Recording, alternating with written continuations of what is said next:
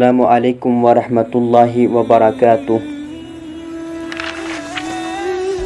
دکھوں اور پریشانیوں کا کیا علاج ہے؟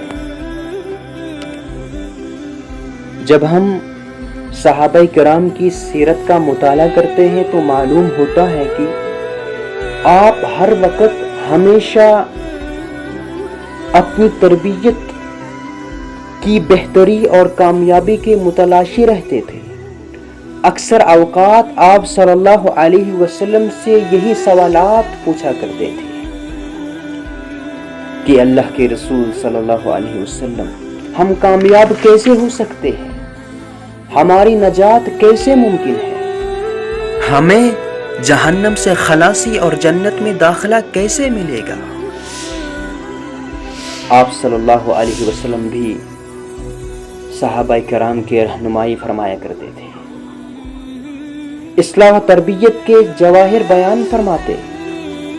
آج کل لوگ بڑے بڑے پیچیدہ اور مشکل سوال علماء کرام سے کرتے ہیں، مگر شاید کوئی ایسا ہو جس نے کہا کہ حضرت صاحب، میری خامیاں کس طرح دور ہو سکتی ہے؟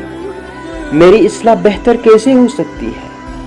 اور تربیت کے کیا اصول ہے؟ غور کرنے کی ضرورت ہے۔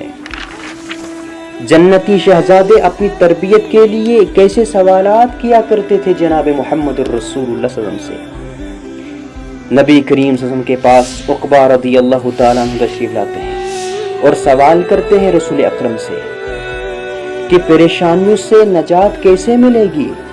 دکھوں کا علاج کیا ہے اللہ کے رسول صلی اللہ علیہ وسلم؟ ہر کوئی اپنے دکھوں کی وجہ سے پریشان ہے۔ کوئی کسی کو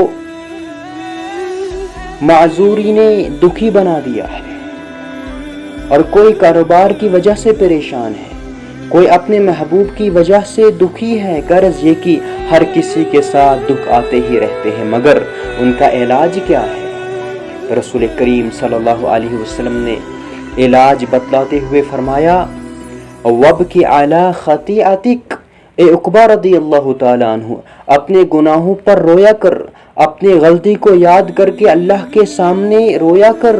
جو اللہ کے سامنے روتا ہے اللہ اس کے دکھوں کا علاج کر دیتے ہیں۔ اللہ رب العالمین اس کی پریشانیوں اور اس کے دکھوں کو دور فرما دیتے ہیں، اس کے غموں میں لذت پیدا کر دیتے ہیں۔ آج ہر کوئی دکھوں میں مبتلا ہے، پریشان ہے، کیونکہ ہم اپنے گناہوں کو یاد کر کے روتے نہیں۔ ہمارا وقت لوگوں کی غیبتیں کرتے ہوئے اور اللہ کے نیک بندوں کو تنگ کرتے ہوئے گزرتا ہے۔